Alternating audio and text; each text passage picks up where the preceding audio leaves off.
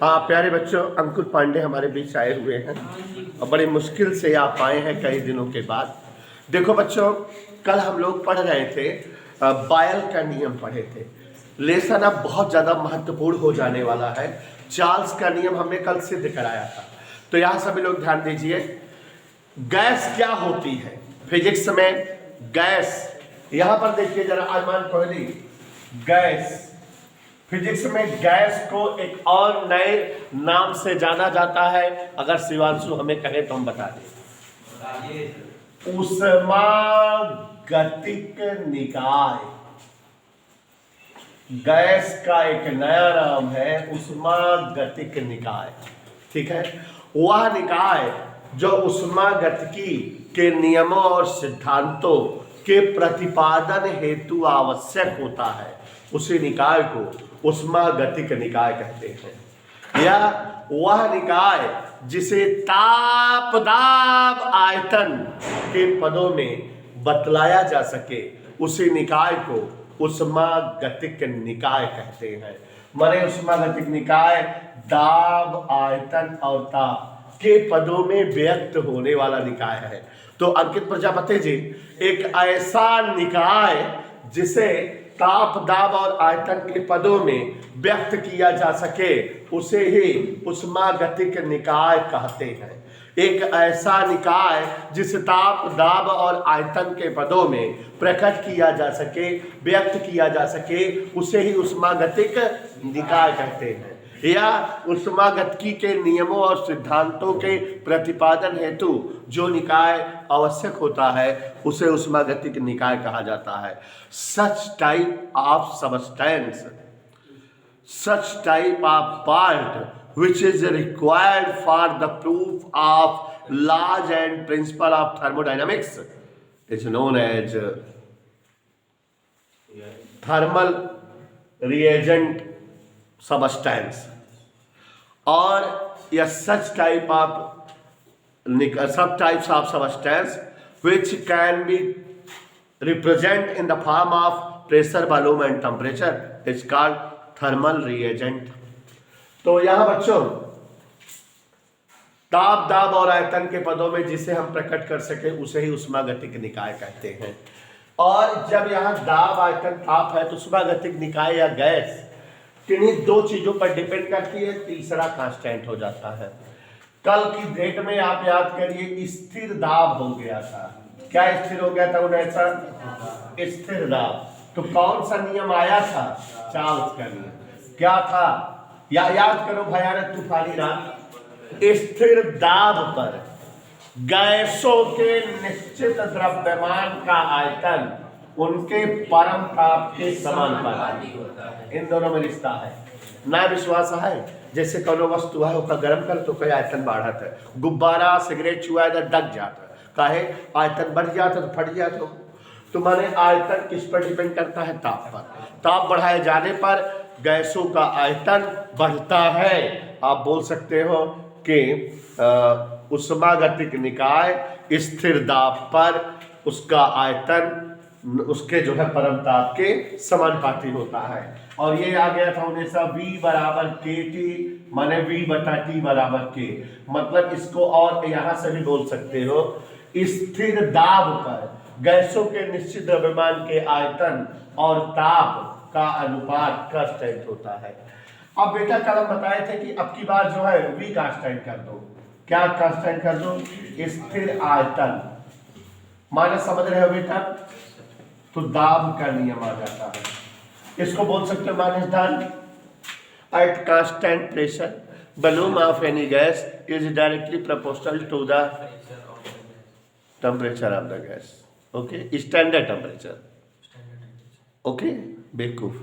तो अब यहां देखो, स्थिर आयतन फॉर कांस्टेंट वॉल्यूम, जो फॉर कांस्टेंट वॉल्यूम, स्थिर आयतन पर गैसों के निश्चित द्रव्यमान का दाब उनके परम ताप के समानुपाती होता। Pressure is directly proportional to the standard temperature. P equal क्या होगा बेटा? देवेश खान, KT।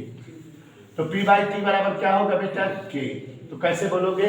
स्थिर आयतन पर गैसों के ऊपर आरोपित दाब और गैसों के ताप का अनुपात कांस्टेंट। इससे क्या सूत्र आता है देवेश दान? B1/T1 बराबर B2/T2। इससे क्या सूत्र आता है देवेश दान? P1/T1 बराबर। मजा आया? अभी क्या स्थिर किए थे? दाब बोलो। फिर क्या स्थिर किया है? अब क्या स्थिर करते हैं? ताप। तो जब स्थिर ताप करते हैं तो बायल का नियम आता है। क्या आता है? तो स्थिर ताप पर गैसों के निश्चित द्रव्यमान का आयतन उस पर आरोपित दाब के व्युत्क्रम अनुपाती होता है। V बराबर K/P। देवेश दीक्षा गुणा कर दो, PV बराबर K। यहां भी बायल का नियम है, यहां भी, चाहे जहां बोलो। कैसे कैसे बोलोगे? स्थिर ताप पर गैसों के निश्चित द्रव्यमान का आयतन उस पर आरोपित दाब के व्युत्क्रम अनुपाती होता है। At constant temperature volume of any gas is inversely proportional to the applied pressure. At constant temperature volume of any gas is inversely proportional to the applied pressure. Applied pressure में गैस खत्म हो गई, applied pressure या at constant temperature applied product of applied pressure and the volume of constant gas always constant. स्थिर ताप पर गैसों के निश्चित द्रव्यमान पर आरोपित दाब और आयतन का गुणनफल कांस्टेंट होता है। और बच्चों हमसे पूछो इससे क्या सूत्र आता है? P1 B1 बराबर P2 B2। क्या नियम हो गए बेटा? एक और विशेष नियम है, वो जो इन दोनों से बनकर नियम है, चार्ल्स और बायल से। किससे? अगर जो है माना दाब P व परम ताप T, देख रहे हो जो इसके नहीं? Yes sir. बहुत मजेदार लेसन कर रहा हूं। पर किसी गैस के निश्चित द्रव्यमान का आयतन V हो तो क्या मान लिए बताओ? क्या क्या मान लिया है? बोलो तब लोग।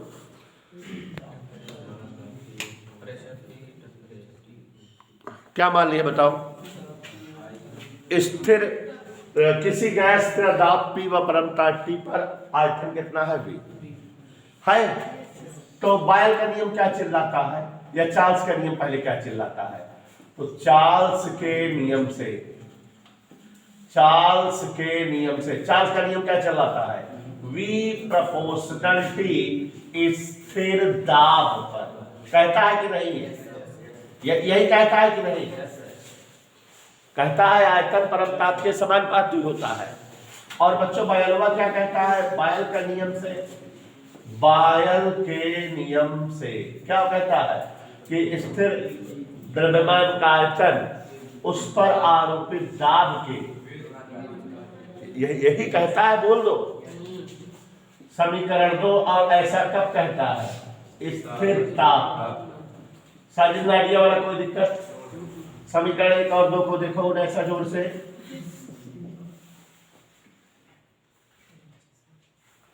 V समानुपाती T और प्रोपोर्शनल रिवर्सली प्रोपोर्शनल दोनों इकट्ठा करके कैसे लिखते हैं? तो V समानुपाती चिन्ह हटाया जाता है, बराबर और कांस्टेंट यहाँ R यूज होता है। V बराबर RT/P, दीक्षा गुणा कर दो, PV बराबर RT। इसे आदर्श गैस समीकरण या केवल गैस समीकरण कहते हैं। क्या कहते हैं बच्चों? हाँ, आदर्श गैस समीकरण। ठीक है। गैसों के n मोल हेतु PV बराबर A/RT लिखा जाता है। क्या लिखा जाता है बेटा? R क्या है? यहाँ R कहा जाता है गैस नियतांक। R क्या है? इससे आप परिचित हो पहले लेसन में। R बराबर PV/T। विनी सूत्र और मात्रक। प्यारे बच्चों, मात्रक और विमीय सूत्र क्या क्या? देखो, दाब का मात्रक न्यूटन प्रति मीटर स्क्वायर, आयतन का मात्रक मीटर क्यूब, नीचे ताप का मात्रक केल्विन। न मानोगे? मीटर क्यूब से मीटर स्क्वायर कट गया, न्यूटन मीटर, न्यूटन मीटर बटा केल्विन। न्यूटन मीटर को जूल कहते हैं, जूल बटा केल्विन, जूल प्रति केल्विन इसका क्या है? मात्रक। और विमीय सूत्र आ जाएगा, जूल माने ऊर्जा, N2 T-2, और K माने ताप, ऊपर गया। विमीय सूत्र आ गया कि नहीं मुनेसा? तो विमीय सूत्र भी आ गया प्यारे बच्चों, और जो है आपने इसका मात्रक भी पा लिया। तो ये गैस नियतांक की बात है, विमीय सूत्र और मात्रक है, कोई असुविधा बेटा? तो सदा से सुंदरम जी रोज आया करो बेटा, नहीं सब टूट जाएगा। तो यहाँ बच्चों हमने जो है गैस समीकरण, बॉयल का नियम, चार्ल्स का नियम, दाब का नियम आपको एक्सप्लेन कर दिया। और बच्चों अब यहीं पर आपको बताऊंगा परम शून्य ताप और त्रिक बिंदु ताप। तो ये वाला टॉपिक खत्म हो जाएगा। एक्चुअली में चैप्टर का नाम है ताप मापनी उष्मागतिकी, ताप मापनी कैलोरीमीट्री। तो ताप का जो है हेडिंग आज खत्म हो जाएगा, फिर उसके बाद उष्मा स्टार्ट हो जाएगी, उष्मा का रिलेटेड। तो उष्मा क्या है? ऊष्मीय प्रसार, क्षेत्रीय प्रसार, रेखीय प्रसार, आयतन प्रसार, अल्फा बीटा गामा, गुप्त उष्मा, विशिष्ट उष्मा, और अवस्था परिवर्तन, गलनांक, क्वथनांक, द्रवणांक, ये सब हम इसमें पढ़ेंगे। ठीक है, तो ये ताप वाला रिलेटेड टॉपिक खत्म हो जाएगा। अभी आपको क्या बता दें बेटा? एब्सोल्यूट टेम्परेचर, परम शून्य ताप। तो पहले ये टॉपिक लिखा ले बेटा, नहीं ढेर सारा हो जाएगा।